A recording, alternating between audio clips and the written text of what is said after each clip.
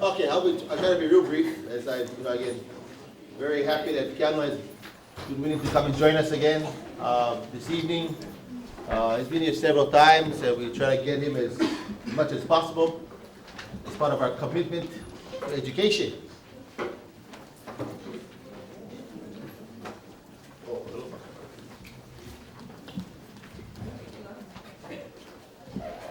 Can you hear me now? So I just took a couple of notes just to kind of reaffirm some of what Keanu talked about. There are many wise people that say a lot of wise things out there, and I'm one who always goes for those quotes. Stephen Biko, a great South African fighter against apartheid, who lost his life as a young man fighting for the rights of South Africans against the unjust system. And a very important quote that's related very much to what Keanu has shared tonight, and then he says, "The greatest weapon of the oppressor are the minds of the oppressed." The greatest weapon of the oppressor are the minds of the oppressed. So when you look at the situation in Hawaii, it's very clear to understand.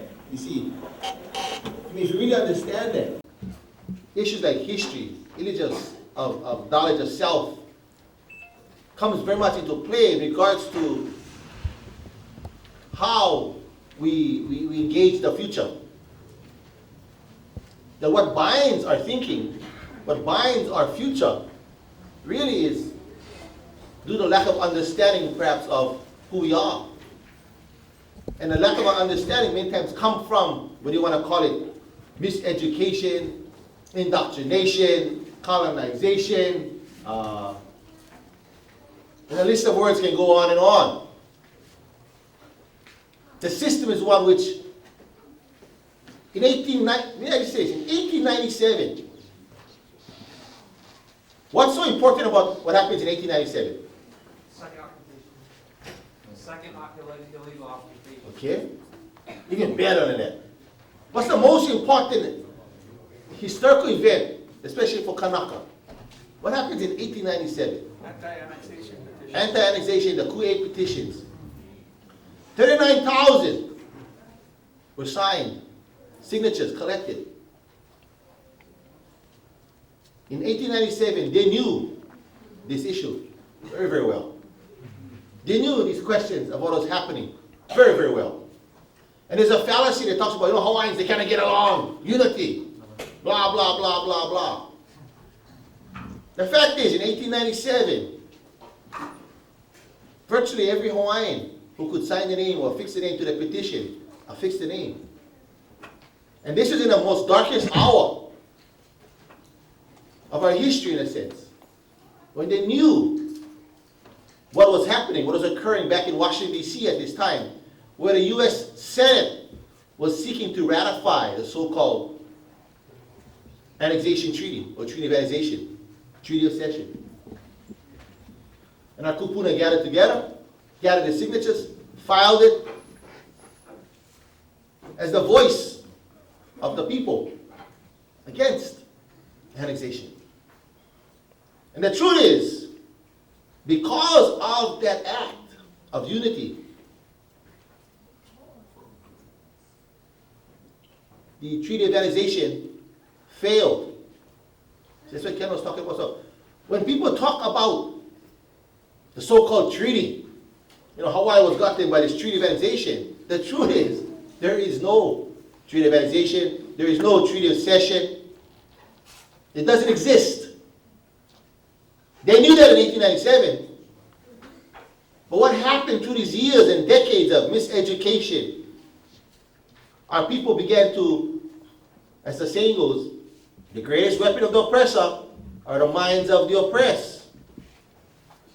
But also, when you flipped it over, so when you flipped it around, the greatest weapon of the oppressed are the minds of the oppressed. It's really our minds. I think that's what's important about Canada. So when you start to see things when you understand your history, and you understand what happened in 1897, when you look at the journey for our people today, it's not about us going to someplace new We're not striving for some kind of recognition in a sense. The fact is, it's, again, it's easy to go back where you were before than go to someplace. This is someplace we traveled before. The unity that was possessed in 1897 was something that occurred in the time of our kupuna, which means that there's no reason why it cannot occur again. But the key for it to happen to occur again, see, I said the point of it, the way it's going to happen again is that our minds, we all got to be talking the same understanding of history. You cannot have, for example, and this happened a few years back. I was at Iolani Palace when Senator Akaka was doing a speech there. And this was his words, and I was shocked that he said this. And he said, you know, in our history of sad, in 1893, we were taken over, and sadly our people scattered. That was his words. Our people scattered. And I was shocked. What happened to what happened in 1897? Our people didn't scatter. They organized. They put the leo down to the pepper forever as a means to show the will of the people. The will of the people. If there's any confusion on the will of our kupuna, the will of the kupuna was put to paper there. There's no confusion. There's no confusion. The unity of our people was displayed then. There's no confusion to that. So again, going to that same. Yeah? Our minds is the key. This understanding is the key. Understanding our history, to me, is the key to future. Yeah? To move forward in a very educated way. As you know, as was kind of said earlier, we don't makapo. How are you? Ha, hele, the hands, just feel all around. Guessing. No. We got to walk around with our eyes open. When we step, we firmly step. We know where we're stepping. And that's why, you know, as Keanu talked about that, Olero no Iao. Yeah. Kawama mua, kawama hope. Yeah, that's why we all know, yeah, Israel, Kamaka Vivo Ole. Yeah, that famous cover of his album. What is he doing? He's back. Showing his back. You might be wondering, why the heck is Israel turning around? See, now I say, this is part of this idea. He's telling us the message is, face the future by looking at the past. Face the future by looking at the past. Then, the means of miseducation, the appropriation of our minds will end. You see, to me, that's the most important aspect, that the key to our future development as people is based upon the necessity to educate ourselves about the past. Not so that we're stuck in the past, but so that we can step into the future. And so when we talk about, again, like, you know, with the words like sea lands, when you hear the people talk about annexation, which was mentioned the other night, in fact, some of you who were at the talk the other night, one of the so-called esteemed gentlemen who was supportive of the so-called Akaka bill, you know, basically, as it was kind of reciting history, just kind of glanced over and said, well, you know, the annexation happened in 1898 and blah, as if it was some kind of fact. When in truth, see, once you know, it's one of the things, once you know, once the light comes on, you cannot help to know. It's hard to put your head back in the it's hard to become blind again, in a sense. So once you know, it's on forever. And once you share, once you teach, it's on forever. The light is on. And that's the power of the sharing, the wisdom, the education. And the last thing I just want to touch on, I heard someone talk about earlier a lot about the so-called transfer of citizenship. Now, if you look at the Organic Act of 1900, right, when the federal government was setting up, the U.S. federal government setting up the territory of Hawaii, and take a look there. I think it's Article 2. And it says something to the effect that those, wait, how do I say it again?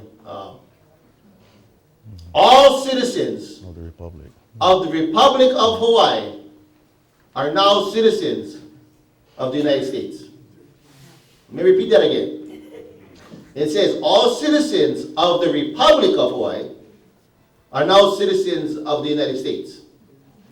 Those are the only words that address the people in regards to the citizenship of these islands. But you see, even when they try to lie, even in the lie has truth. Now let's ask the question, who were citizens of the Republic of Hawaii? Well, how many were there? Less than 4,000. Less than 4,000 were citizens of the Republic of Hawaii who swore allegiance to the Republic of Hawaii. That's it. How many people signed the petitions again? 39,000. And yet you still hear people out there talking about this supposed democratic revolution that happened in Hawaii. As if we cannot count for ourselves. But let me repeat again. All those citizens of the Republic of Hawaii, it never ever addresses the Hawaiian subject, so-called citizens of the Hawaiian Kingdom. It never addressed. All that's addressed, all that's incorporated by their own words are citizens of the Republic of Hawaii. So as you start to dig the point, when you start to, people say, well, what's the evidence for it? The evidence speaks for itself. And it's just a matter of reading through something. Even their own documents will reveal the truth. So you ask the question, well, if Hawaii was so-called taken, if the Hawaiian subjects of the Hawaiian Kingdom were all somehow transferred over to become United States citizens, where is the document or documents to prove that actually occurred? And the truth is what? There is nothing there. And as Keanu had mentioned many, many times, you know, we've been lied to and talked to as if we were adopted into this family. Yet when you find out that you were kidnapped, and then you find out all this time, no matter how much time they tell you you're adopted, you're still looking for those adoption papers. And you ask me, where's the papers? No more. No, I get the papers somewhere in the back there. And the truth is, you realize that there is no adoption papers. But like any person, any human being, when you find out that you were kidnapped, think about it. How would you feel? What would you want to experience? I mean, your adopted family may have been good adopted. I mean, they might have the biggest house on the block, good swimming pool, nice stocked refrigerator. You might have snacks every day after school. But think about it. But you found out that you were kidnapped by the family. You know, see, in the end, you know, you still think about the family that you were kidnapped from, no matter what. That even the promises of all the riches and things doesn't make the situation correct. You can say, well, you're lucky you were adopted by that family. Well, perhaps if I was adopted. But if you think I was kidnapped by a wealthy family, it'll make the situation any better.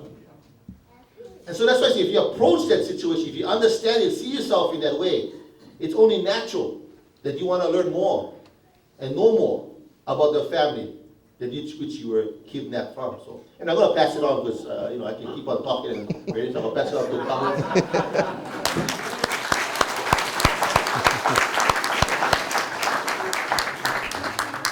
Aloha kako, wao Hanalei Kahu, o halekule pu'uhonua o iau. I don't have the credentials like my brothers here have. I have a BVD. That I do. That's a good one. I went Hāloa school on Oahu. I don't know how I graduated, but I did from Kahuku. And I managed to make my way here and realize that my place in this life, my calling and what have you. And I like what Keanu said. In order to know what you need to prescribe, you gotta know what broke. Our peoples is a spiritual people. So I want to shoot from that area, from the area of spirit. We know that if we get any kind of pilikia in our kino, in our body and stuff, we don't just go apply the la'au. There's some spiritual attachment that will bring that upon. So what I heard tonight is beautifully well put out as far as what would remedy and how to bring it, fix the problem. But then we got to go take them to another level now, and this is where my portion comes in. Is that it comes onto a spiritual plane.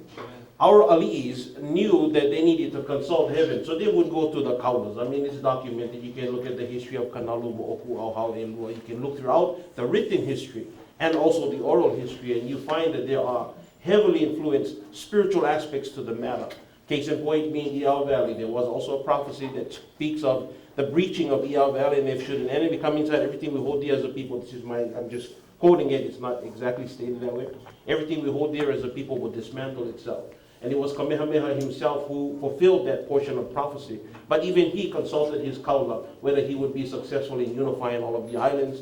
And he was told, yeah, but first go build Pu'ukohola. And it was a threefold prophecy that was spoken. The coming of the gospel and the missionaries and how they played out our government and literally turned our, the authority over and brought us to where we're at right now is something that I believe heaven has well orchestrated, whether you want to believe that or not.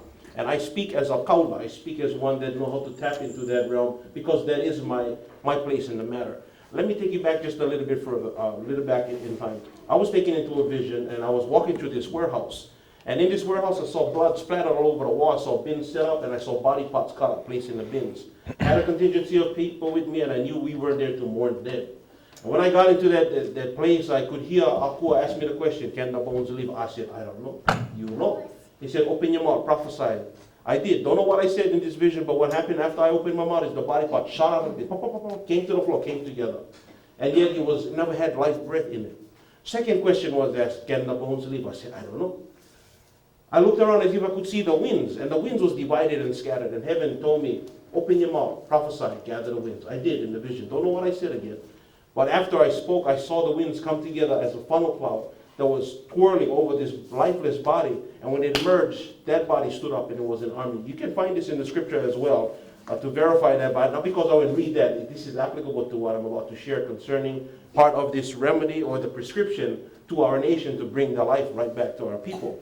Reconciliation has been a very big thing. Throughout these islands, there have been churches coming up left and right. You name it, you got it, flying their flags over our flag, perpetuating the lie. I have been a thorn to the side of every person that supposedly stands for righteousness. I'm also a preacher of the gospel, so I know the biblical aspect and how there is one that sits above all nations. I don't care how strong the president is, what authority he holds, and whatever we think we hold.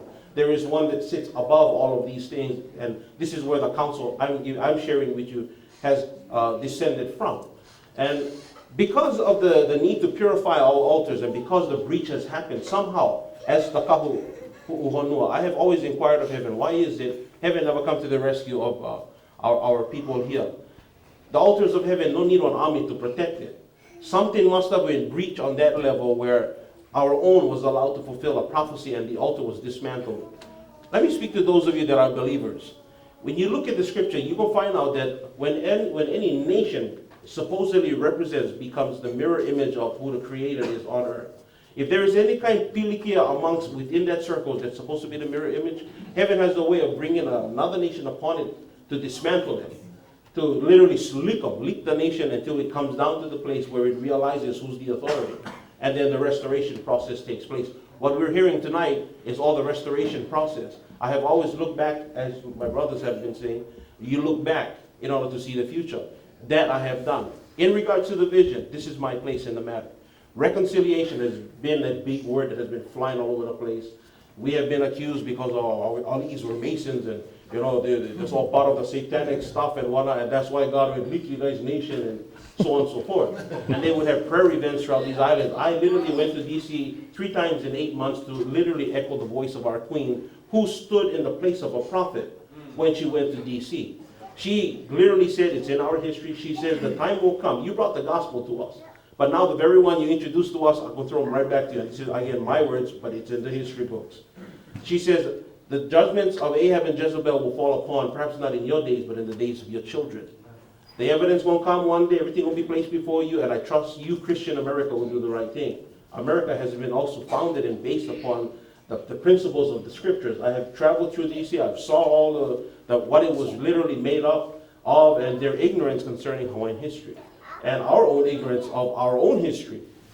So the accountability, the judgments that the Queen brought upon America has to do with today. I can tell you this much, the prophets across America synchronizes their voice. They synchronize their voice. And the destruction of America is really at hand. I have probably been the only one that has come alongside and traversed the land with another card and saying, no, there is hope, there is a potential, if only America would make good. This prophecy does not have to be. But if, my coming alongside has really been an adjutant to many people, and I have, without people having to say it, they wrote me off as far as the words that I carry. There's many movements coming into our land with many prophetic words. One in particular came in and says, oh, the Lord told us the first shall be last, the last shall be first, because we were the last nation with the American, on the star, the 50th star, and 50 in the prophetic sense, is a jubilee. In other words, if you owed something, that would totally be wiped out. And that's in the prophetic sense. And when we were given that word, I believe that with all my heart, in the sense that their words was, whatever it is that the Lord is going to do within the islands is going to be an example to the nations. I certainly believe that. But then when we gave them the mechanics of all of this heavy stuff that has gone down and how the church need to stop talking about righteousness and put action to the words, and if we have not seen that yet, we still see the perpetuation of the fraud. So I always come and say, here's the biblical reconciliation. When you don't get wrong, you go one-on-one. Our Queen did that. Nothing happened. Biblical, you go take partner. I think the Hui Aloha Aina put a petition of 39,000 signatures. So what do you guys think? That qualifies for bring a partner and address the help? But still nothing has happened. Now we're on level 3 where we need to bring the matter, and this is my portion. I bring this and I push the issue with the believing body to stop only preaching, but put the action. Because the nation is on the your nation is on the judgment, and here's the reason why. It's not because of all of these other things. They're all part of the whirlwind of things. But this is the real reason why our Queen, our nation, who once upon a time was Christianized, I know that's a bad word for many of you for obvious reasons, but the influence and the fulfillment of prophecy on that level brought things to the place where I believe Hawaii is being used right now to literally bring the nations under judgment, because the nations of the world will learn righteousness by the judgments of heaven. By me blabbing my mouth and being a thorn to everyone's side is really a grace card coming alongside and says, no, get option. Will you pass me that book on that table, please? That's the one underneath. I have been amongst many movements in the islands that is of a prophetic nature. And I would literally go into the U.S. government to go pray with the pastors and literally hold their feet to the prophetic word that was given. And me and another brother would be the sore thumb, of course, in the midst, and people always know, like, they get all, what you call it, they put evil every time we walk in a room because we always have something to say. And it's not something pre-loud, we're just holding the feet to the fire. When I was written off, after praying at the Aloha Stadium, and here's another incident that is very beautiful in nature, because there was a prayer assembly of churches gathered at the Aloha Stadium, the biggest stadium in Hawaii, right? I wasn't supposed to be there, except I was going to catch the flight, go over to see where the church was regarding all the prophetic words that the movement has heard regarding Hawaii. They had selected 12 people to pray. My Kahu was one of them that was going to be selected. He couldn't make them, was going to land Sunday, he get planning services. He knew I was coming in, so I told him, put my name in, I don't represent. Oh, by the way, what did they ask you to pray for? He says, government. Oh, perfect. So I show up at Aloha Stadium. First person to get up, has the whole stadium on their knees, repent to God for their pagan ways. Except me, I'm the only guy in here in shorts, I don't even look like one pastor. I stay sitting on staring at everybody. 100 guys at least, ministers on the field, and the stadium is packed with believers. Next person is the lieutenant governor, takes the stage. God has put us in position for such a time as this. Brought our government to a crossroad. He never defined it. Next guy, Polynesian brother, gets up, has everybody dressed in white suits and military regalia. They lip sync to the song, We Need God in America. Prophetically and symbolically sticks an American flags and stand them up. Then it's my turn. I chant my way up to the stage, take the mic, and I say to everybody, America is a blessed nation. The whole place. I said, how many of you want to hear a word from God? I hit the mic and I say, get your face off the ground. How dare you guys fly your flags over your churches, preaching righteousness. When you get all of these heaven in this land and you talk in prophecy, it will not happen until this issue is addressed. Talked about the biblical reconciliation, of which I told you, level 1, 2, 3, go one-on-one, take partner, and then bring the matter to the church. But how can the church come into play when they're not even willing to walk the issue out? And that's a key right there. And I told the people, I says, now, let me tell you something here. Our queen addressed Ahab and Jezebel. Here's the true story of Ahab and Jezebel. The leadership of Israel caused the nation of Israel to walk away from God and literally despise the holiness of a holy God and caused the people to walk away. So God created an elaborate plan how he was going to kill Ahab and Jezebel. He raised up a prophet. He said, prophet, you go anoint Hazael, he's going to replace the Syrian king. You go anoint Jehu, he's going to replace the king of Israel. And then you, Elijah, go anoint Elisha. He's going to be prophet in your stead because you kind of get weak-wristed, are removing you, replace you. Whoever Hazael missed, Jehu with his sword will make sure it gets changed over. And whoever he missed, I'm going to allow the prophet to complete the task. That was God's plan. Now here's Jehu coming to the tower of Jezebel. She's beautifying herself. And she's wanting to seduce the man of God who was on assignment to literally take her out. She had eunuchs on staff.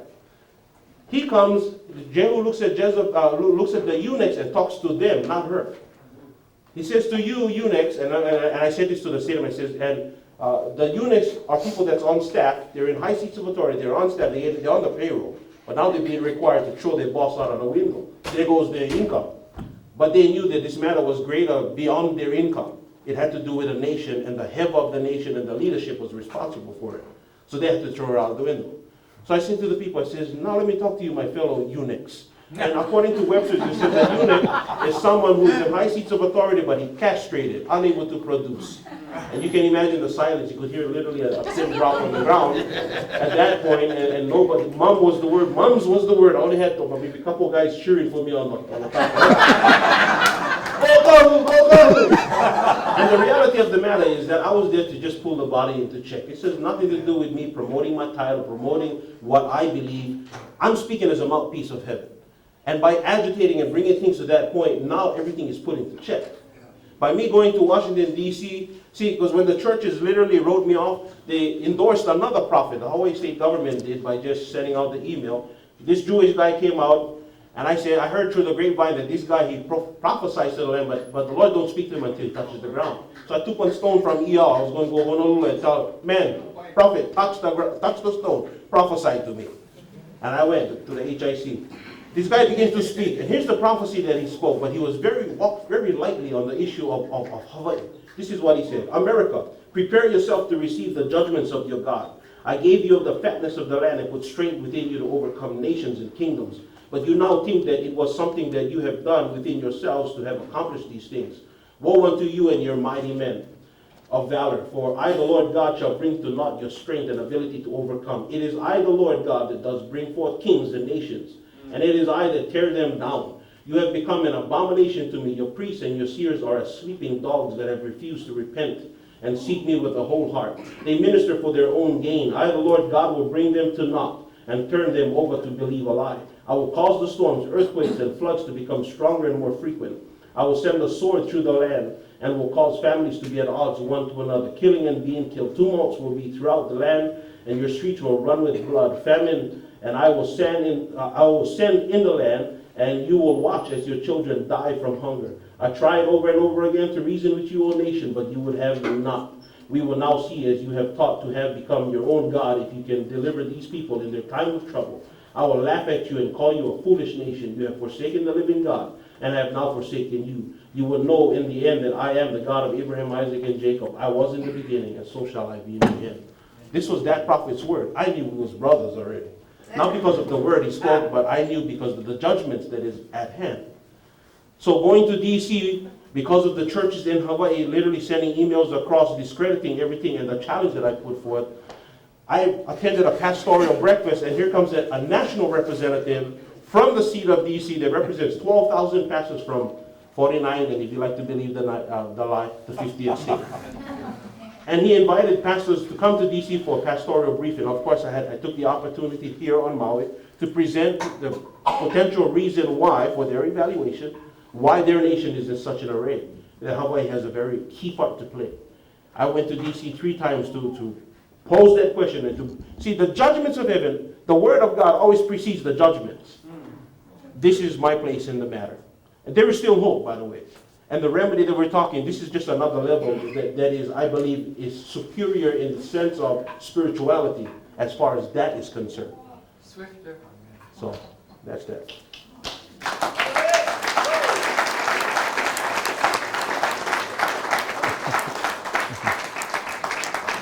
I'd like to thank all our speakers. If you folks have any questions, now's the time to ask.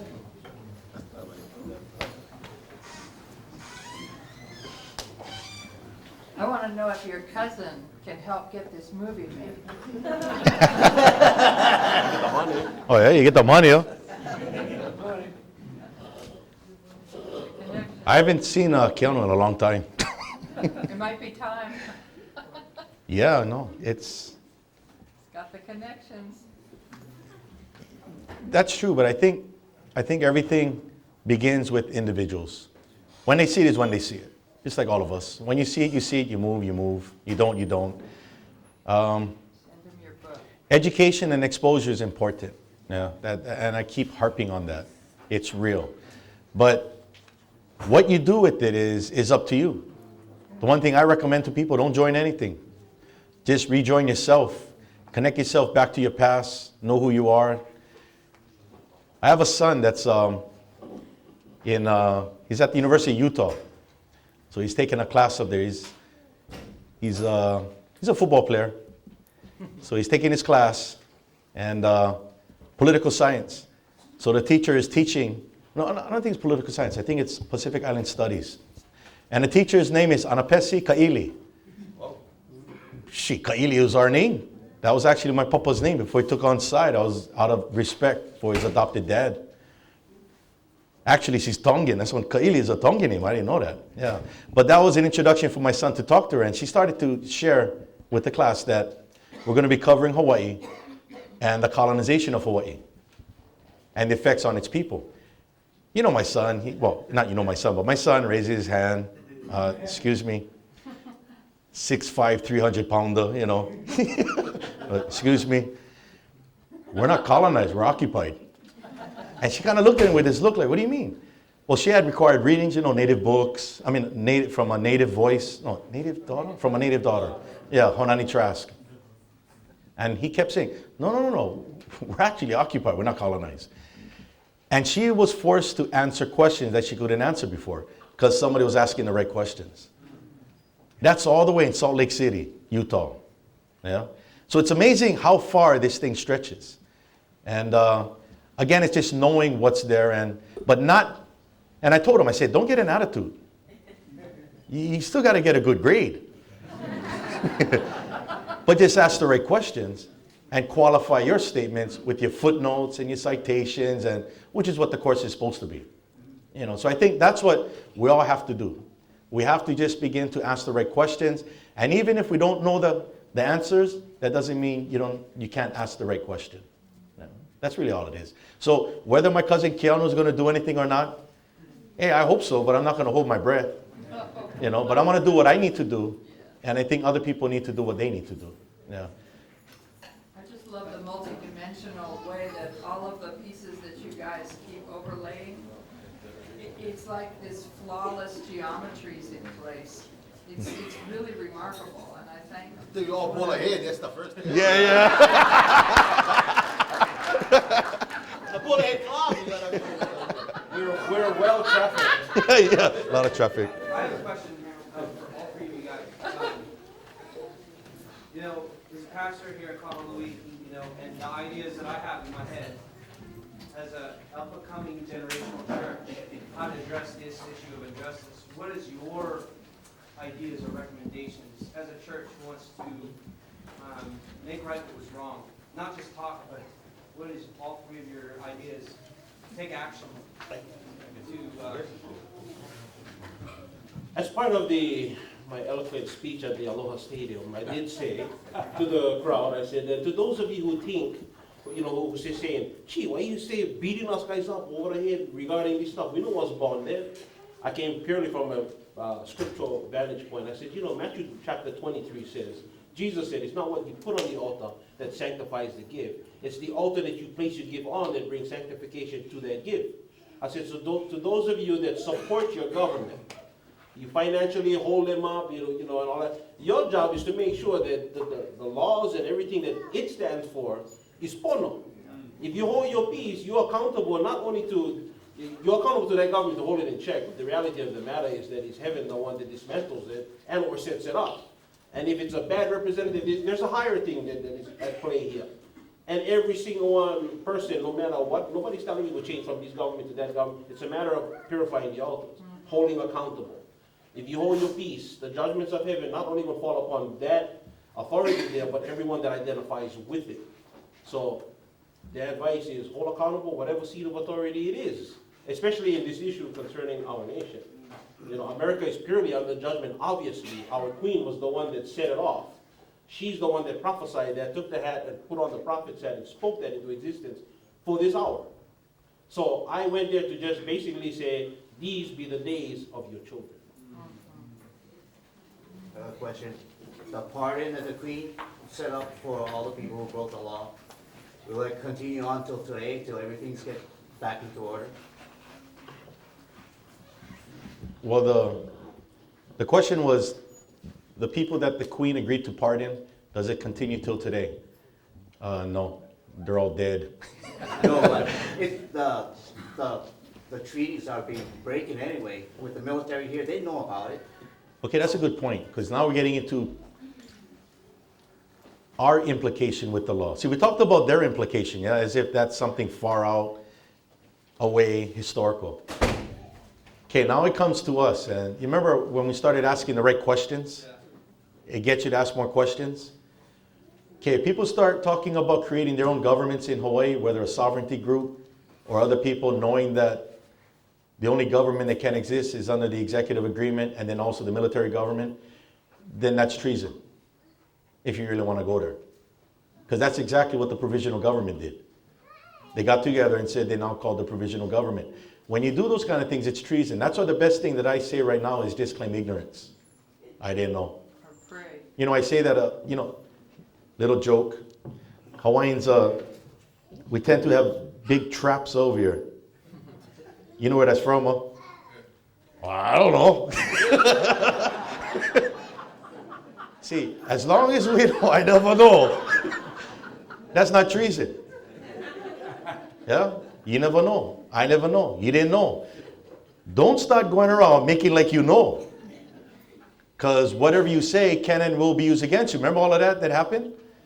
So that's why when I was involved with this, especially at Perfect Title and the case in The Hague and all these things, we have to make sure that we know exactly what we're doing so we don't pass that threshold of treason. Right. And I actually had to cover that in some of my articles. Because I knew that my actions, whether I argue about it or not, means nothing, but it could incriminate me. You know, so the first thing that I would suggest is don't worry about trying to create one government. The only government supposed to be here is the Hawaiian Kingdom government that was agreed upon in the executive agreement. That we cannot touch. But what precedes that government, because of occupation, is a military government. That's just the law of occupation. That's out of our hands. But how do we hold the occupier, the military government, accountable? You just don't hand them the key and say, okay, now you're driving up because you're supposed to. No way. That's why when I'm up at UH and I'm teaching this stuff in classes, I'm getting people ready to hold people accountable. Like Kahu said here, hold people accountable. That also includes each other. Yeah, because you're in Hawaiian and you said it, okay, you said them, you're in Hawaiian. No, if you said it, it's wrong, I will hold you accountable. Now, I may hold you accountable not in front of everybody to embarrass you, but I'll probably wait till you move on the side and say, brother, you know what? That's not the right thing. You know, learn that in the Army. Don't embarrass somebody in front of everybody, only antagonize the problem. Pull them on the side and counsel them. Put them on the record. That's really all this is. So as we are beginning to address our own ignorance, we have to assume other people are ignorant too. And I cannot treat somebody any different than how I used to be ignorant. Because you know what? I didn't know this about 15 years ago. I have to assume other people were just like me 15 years ago when I talk. So if you notice when I'm speaking, the way I'm speaking is, I'm thinking, how would I like to be hearing this information? And make sure that I don't burn bridges before I cross them. Yeah, so in that, I believe that aloha is so important. Yes. Because aloha is something now we have to walk. And aloha is a lot of humility. A lot of times I would see Uncle them going off on something, I just gotta go, ugh. But you know, it's all good. Because you know what, even if Uncle believes it, never changed nothing. Executive agreement still exists, we occupied, da da da. The question is, how come Uncle doesn't know that? How come why doesn't Uncle know that? So now I gotta figure out a way how to get Uncle to see it. And a lot of times, in order to get Uncle to see it, you gotta get Uncle to know that, well, he always saw it. You know, like I tell my wife, I'm never wrong. I'm just temporarily off track. So I believe all of us are just temporarily off track. We need to help each other get back on track. It's called ho'oponopono. Faith working. I'm just curious about the Hague, you know, you went there in 2000, somewhere around there. I kind of know a little bit of the history, but I'm wondering from your perspective, what happened and what may happen again at the Hague. Okay. That's a good question. Okay, first of all, the World Court can only hear cases regarding sovereign states. They don't take any cases where you're not a sovereign state, because it's a matter of international law. Yeah? In this case, the case was about the law of occupation. Now let me back up before that case took place and talk about what led up to that case. Okay. Now imagine 15 years ago, I've come to the realization of this information. And you know what naturally happens is, now what? What do you do next? And then what we needed to do was to make sure that we can do title searches to qualify and prove that Hawaii is still a sovereign country. Okay.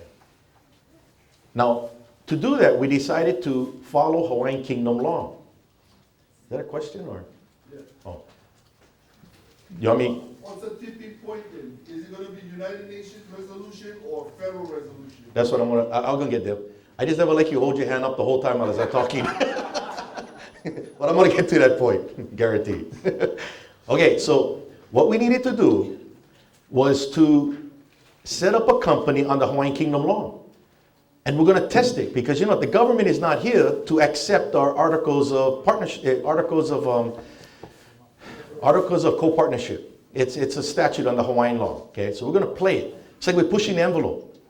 So we're gonna, and the way you do it, you gotta file it in the Bureau of Conveyance. I'm not gonna bore you with it, but there's a process to do it in an agency that still exists today. And we're gonna test it. So we got it filed. Once we get them under Hawaiian Kingdom law, then the question is, well, okay, well, who's gonna hold the company accountable to Hawaiian Kingdom law if the military government is not here?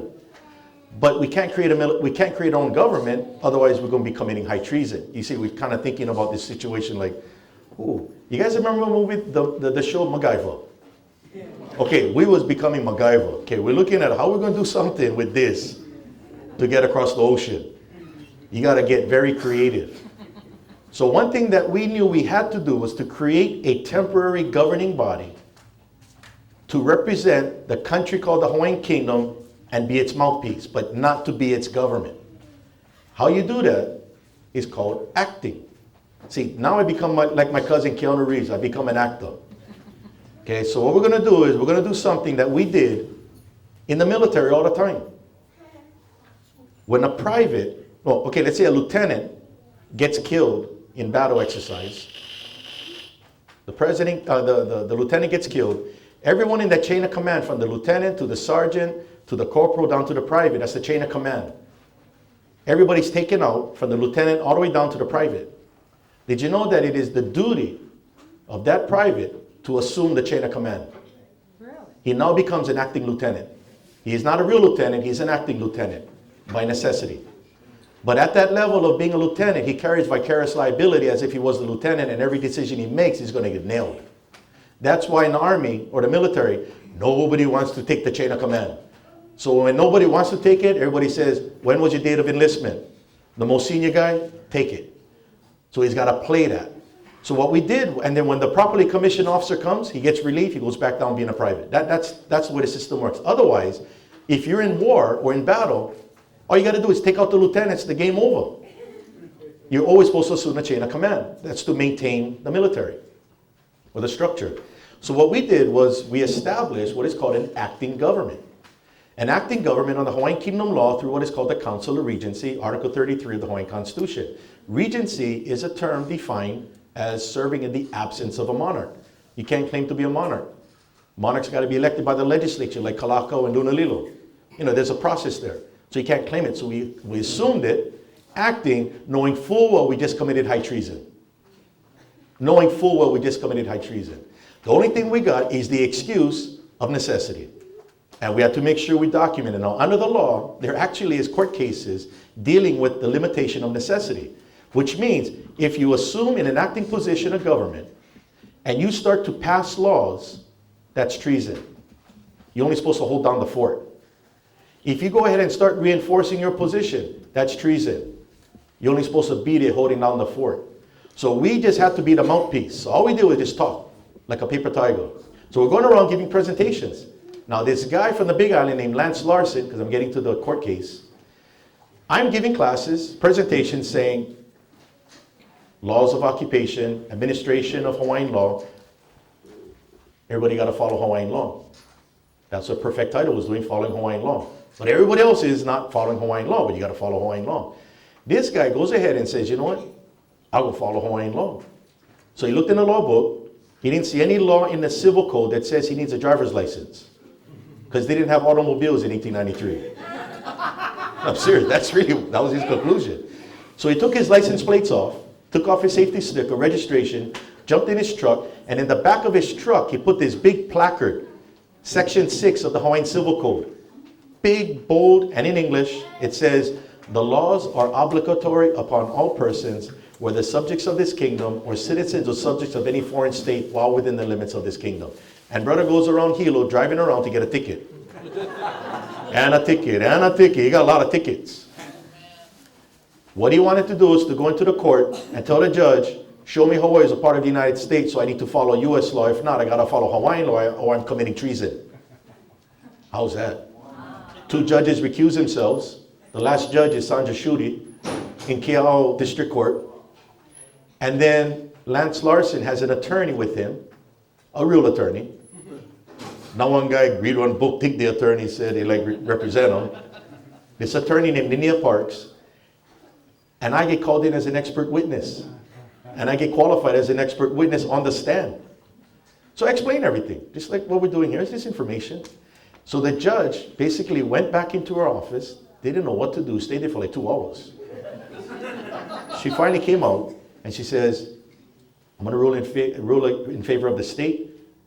Mr. Larson, you're fined $700, $900. Do you plan to pay that? And Lance Larson said to his attorney, I can't pay that because if I pay that, I'm committing treason. You didn't answer the question. Where did Hawaii become a part of the United States? Because then when you show me that Hawaii became a part of the United States legally, I follow U.S. law called my driver's license. And she said, that's what I thought you said. And she locked him up, ordered his arrest, locked him up for 30 days, 7 days solitary confinement. Oh yeah, that's what happens when you ask the right questions. So what happens then is Lance Larson's attorney files a case in the federal court against the acting government and the United States of America and the United Nations, and is asking the court to protect her client until this issue is resolved, because her client has rights under the law. So then she finds out that the U.S. Attorney's Office was going to move to dismiss the case. This was in Judge Samuel King's chambers. Remove the case, dismiss it. Before they did that, she came to us and she started talking and she says, you're still accountable, because what she did was she was holding the acting government accountable for the protection of her client. She says, you don't want to assume the position, vicarious liability, right? You're the one supposed to be responsible for protecting my client. You're the one I'm going to sue. And we said, we're responsible, but we're not liable. The United States military, they're the ones supposed to establish a military government. We're just a mouthpiece. So we said, you know what, we can take this out of the federal court. Go ahead and dismiss the U.S. so they can't come in. And then we're going to negotiate a settlement with you on arbitration. We're going to make a stipulation of agreement that both parties are going to go to arbitration at the Permanent Court of Arbitration in The Hague on whether or not your client has redress against the acting government for not protecting him. That way we go to the right court. So she dismissed the US. We entered into an agreement with her. It leapfrogged from the federal court in Honolulu to the Permanent Court of Arbitration in The Hague. And when the court up there received this arbitration agreement from the federal court, they're like, it was almost like, well, it was, but it was like, this came from the US federal court to arbitrate this issue regarding the occupation. You know, like, wait a minute, I thought it was the 50th state, you know, those guys up there in The Hague. They could not find anything that would disqualify or show that Hawaii was not a sovereign state, because the evidence was Hawaii's a sovereign state. There's no evidence that that sovereignty was extinguished. The court had to accept the arbitration. The only thing they found on the record are United States laws passed by the US Congress claiming to be in Hawaii, when in fact they're limited to US territory, which they understand. So here we go, we're getting ready to go to the case, and at the same time, my trial is going on attempted theft of land. So it's like I'm juggling so many different things. Now, when initial papers were sent up to the court, I called them, and this was before May of 2000. I called the court in The Hague about a particular topic because I was the lead agent. We had 2 attorneys and 2 historians with us on our legal team. So I called them and I said, on a procedural question. And then they said, Mr. Sai, can you hold on? The Secretary General wants to speak to you. The Secretary General of the court, who's a Dutch national. The Hague Convention of 1899 is what established the Permanent Court of Arbitration, and the Dutch run it. So he comes on, his name is Secretary General Van den Hout, and he says, Mr. Sai, in order to maintain the integrity of this case, because they're walking on pins and needles, you know, Hawaii is an occupied state, this is the world court, they're like, oh my God. So they want to make like they're pushing it. So he says, in order to maintain the integrity of this case, he suggested that I travel to Washington, D.C. with the attorney for Lance Larson, go to Washington and meet with the U.S. State Department and give them a formal invitation to join in the arbitration. Basically what he's saying is, you need to call the bluff. Because if you can invite them to enter the arbitration, they have an opportunity to prove that Hawaii is the 50th state, thereby killing this whole thing. That's how you maintain the integrity of the case. And I thought, perfect. That is good. See, you know what it's like? We've been playing cards all these years. First game is Old Maid, then the game change. Then Go Fish, game change. Then now 52 pickup.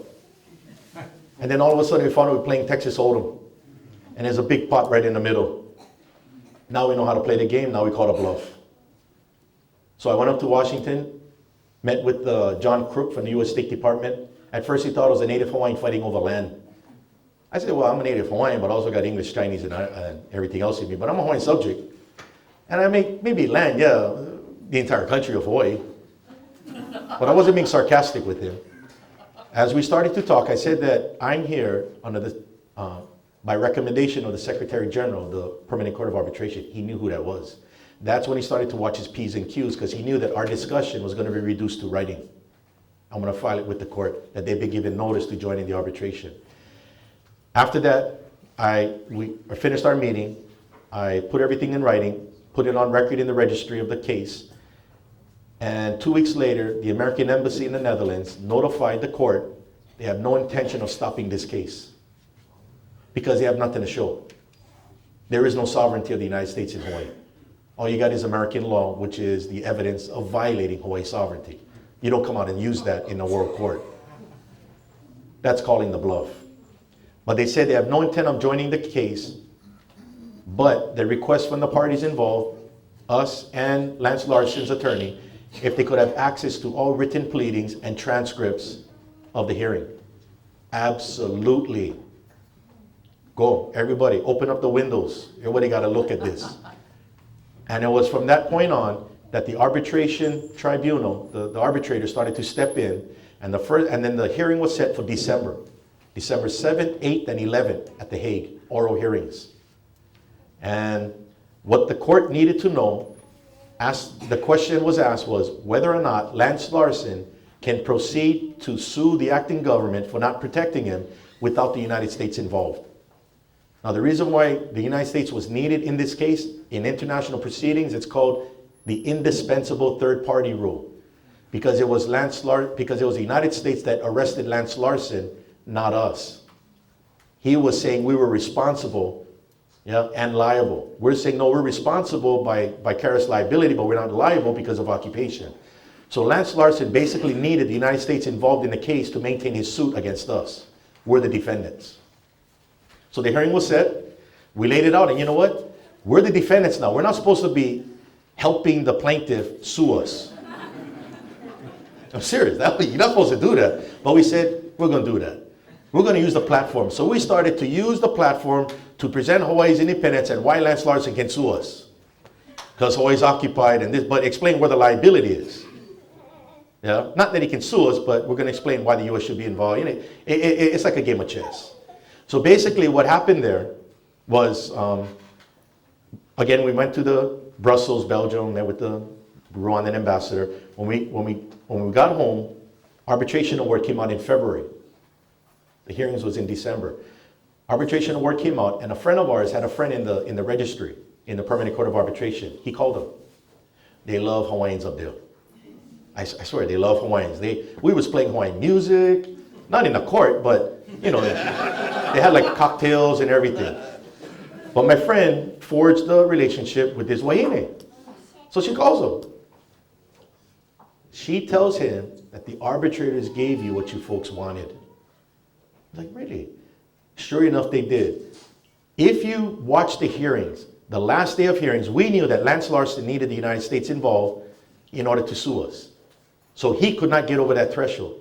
So what I did was I shifted and I said to the arbitrators, what we need from you is something qualified the status of Hawaii before it was occupied. We need you to verify Hawaii as a sovereign state, not implied because we're at the court. We need it explicit. And they gave it to us. And that's what I read off to you in paragraph 7.4, that in the 19th century, the Hawaiian Kingdom existed as an independent state. Now that status is there where Matthew Craven can say, has the United States taken that sovereignty? Because now you're starting from a known point.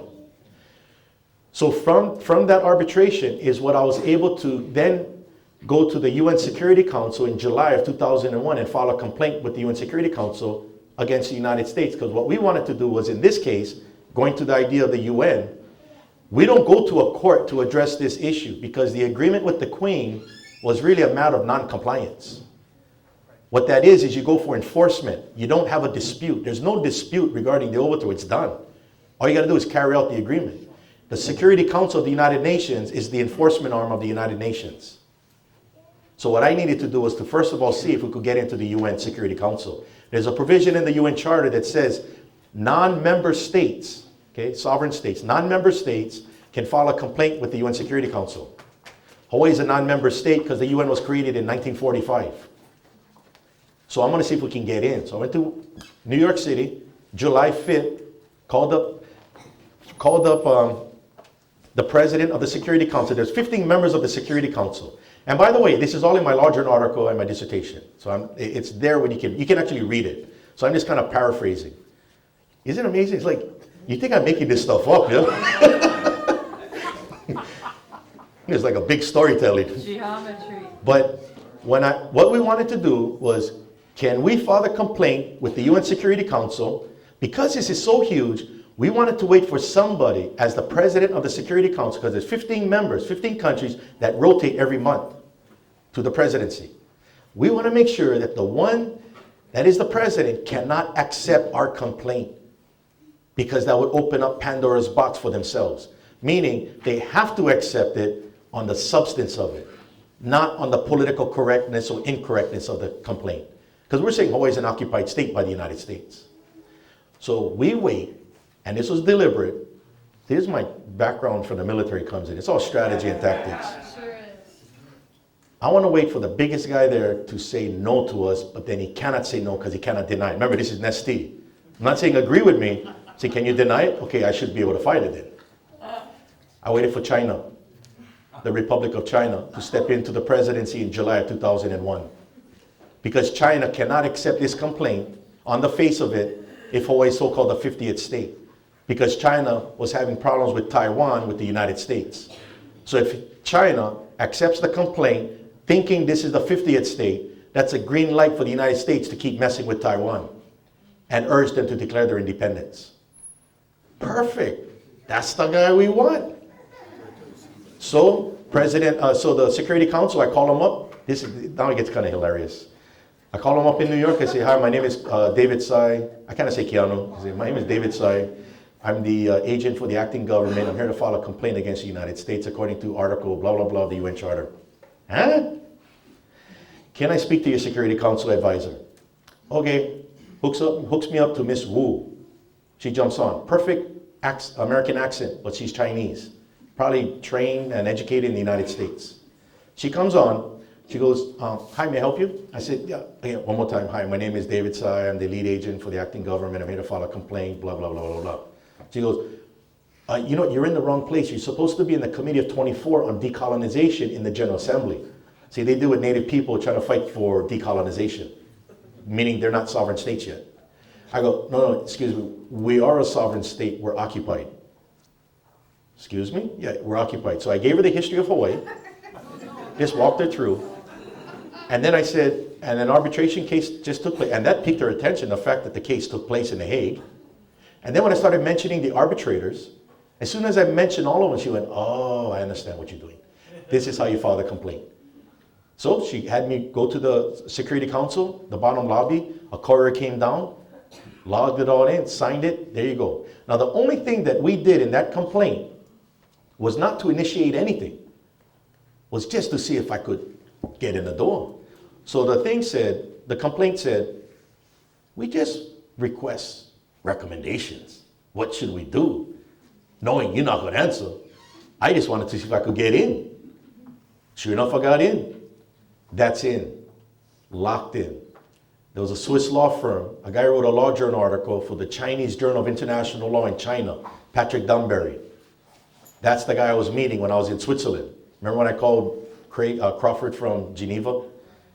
He went and actually checked the complaint in the Security Council and said, damn, it got filed. You know, not like the Circle file, you know, file 13, yeah, whatever. It was in. But what he wrote in his article for the Chinese Journal of International Law about the arbitration case and the complaint was, it's still there, nobody's touching it. What's supposed to happen is the US is supposed to expunge it. Because when you challenge sovereignty, you got to take it out. And he showed the examples of precedent cases where countries took complaints out. It's called estoppel. The US cannot touch it because of estoppel in the executive agreement. They touch it, it's incriminating. So it's staying there. Now, you know that James Crawford, the president of the tribunal, he was also a member of the International Law Commission. His duty was to finish off articles of state responsibility. These are issues regarding enforcement of international law. His job was to finish it and get it approved by the UN. He got it approved September of 2001 on exactly what the Security Council is supposed to be doing regarding enforcement. Our complaint did not cite anything from the articles of state responsibility because it wasn't approved yet. That was July of 2001. This is July, August, September. 2 months later, he puts it in, it's filed. What we are doing, and what I cited in my dissertation and my law journal article, we are now preparing to amend the complaint to activate articles of state responsibility because it's already in there. That's really where this is going to the next level. As well as other issues here in the courts of Hawaii, it's getting everybody ready for this mass transition. Because I'm not telling you, I think it's going to happen. It's going to happen. Let me give you an example why it can happen just like that. You know what I feel like? It's going to happen. But it has, see, but you know what's interesting? It's like, you know when they say, if you don't know how to fight is when you always fight. But when you know how to fight, you don't get into fight so many times because you know how. That's what they say about martial arts too, huh? Yeah. You know what? I learned how to fight in this way. It doesn't mean I got to go fight. What I got to do is figure out a way to get this out. Now, what's very interesting about this is that this complaint can be activated at any time. And I'll give you an example of how things can happen without anybody even knowing it. Remember that Rwandan ambassador Remember when he said that Rwanda is prepared to submit to the United Nations General Assembly the prolonged occupation of Hawaii and begin the domino effect, because international law clearly says what you got to do next. That could happen like that, and none of you would have known about it. That is the same thing that can happen here. I feel like I have the capacity of being a weatherman, that I can turn on the hurricane. You can. That's what this is. You can turn it on. The fact that we didn't turn it on yet is because we're not ready yet. We're not ready. That's why I needed to get the PhD. That's why I got to keep exposing. But this is not depending upon everybody's exposure. This is just depending on the right time and sequence and when the opportunity arises. You know when you say you're going surfing, don't try to catch waves. There's no more waves. But wait when the waves come. When the waves come, ride them. Right now, I can see the rolls are coming in. The sets are coming in. And we're getting ready to surf. The best thing that we need to do here is to understand that there is a way to fix this problem. Because what I'm sharing with you is what the legal and political issues are. There is also some very, very important issues, like Kahu said. There's spiritual, there's cultural, there's behavioral, there's psychological. All these things come into play. If you've been led to believe something that's not true, you're not going to take it well. Well, the law is not going to fix that. Maybe my friend Kamana Opono Crab, who's a psychologist, you might have to go visit him a few times. You know, and that's where education comes in, but we got to start talking.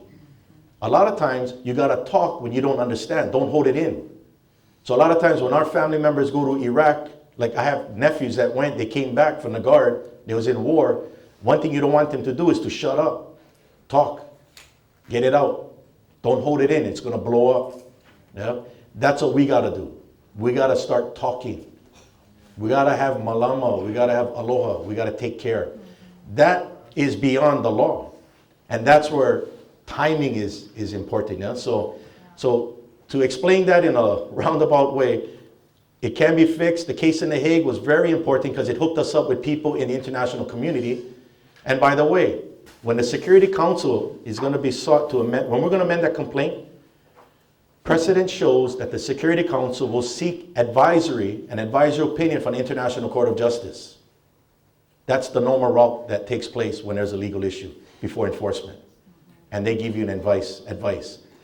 What's pretty interesting is one of the arbitrators in this case called the Larson case, Professor Christopher Greenwood, is now a judge on the International Court of Justice since this past February. That's pretty heavy. Talking about the stars lining up, like, whoa. But I'm not predicting, I'm not saying he's going to do whatever. I'm just saying there's somebody on that court that knows exactly what this case is about. And there was the president of the International Court of Justice that was in Hawaii. I actually heard him talk. President Owada, Japanese citizen, president of the International Court of Justice. He gave his talk to the Rotary Club at the Royal Hawaiian Hotel, the Monarch Room. I was invited to sit there and listen. That brother laid it out. It was almost, I swear, if you listen to him talk, it's everything I just said regarding international law. Because that's how they think. So I had the opportunity to introduce myself and share with him that our case was in The Hague also, and that one of his judges with him was the arbitrator. And I gave him a DVD of the Larson case so that he's also apprised that this has already hit that level. It's just a matter of time before it hits it again. So there's so many things going on that people may not know, but it all begins here with knowledge of what you know, and I hope that I've helped you or instilled in you burning questions to get more answers. Because that's good, and just keep asking, keep talking, keep sharing. Malo. Thank you.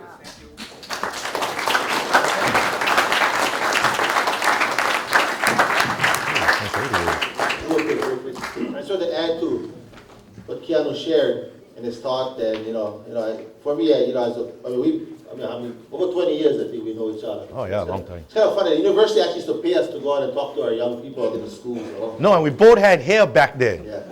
But for me, just want to share. For me, I think it's an important piece to always remember. Always remember, the part of this journey is not just about the restoration, reinstatement, re-recognition of our citizenship, our nationality. See, part of it also, for me, has always been to realize it's also that sense of self that has to be reawakened. Yes. You know, I always use a good example. I say, it's not only about carrying that passport. Because we've been under the miseducation and under the control and indoctrination for far too long that we've picked up a lot of these habits and ways of thinking which have been very destructive to ourselves and also the place we live. So part of this journey is to become not, become an independent nation again as much for me is to become independent as people. Yeah, it's a spiritual journey. The consciousness of the people is part of that journey also. Mm-hmm. Yeah, it's part of that journey. So it's not just a political, but it's also understanding who we are socially, culturally. Just that consciousness. I always did this. One of the things I learned, one of the best lessons I learned from Uncle Party Kanakaole, I remember, a while back, and he told me once, Kaleikoa, wherever you walk upon this land, you literally walk upon the Evi of your ancestors. But to understand that and to think that and to react in that way, you see what I'm trying to say? You walk differently upon the land. You see yourself and the land in a different manner. You see yourself and humanity in a very different manner. Because we don't want to reduplicate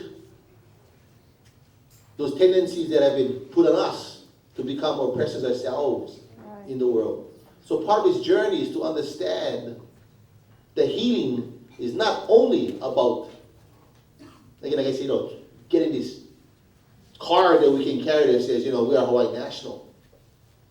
But part of that healing and this journey is also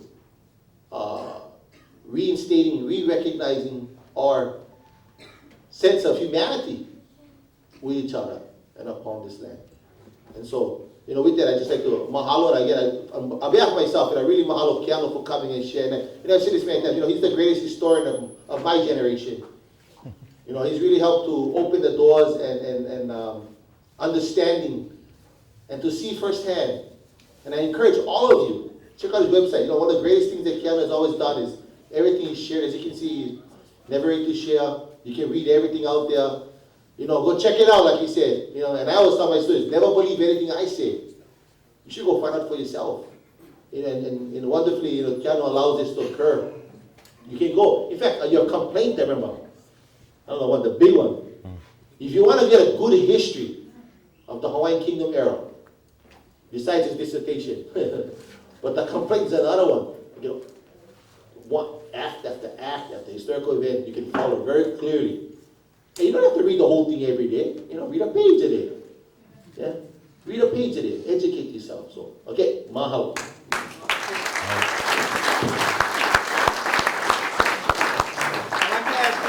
I'm glad I just pull weeds. That's what I do.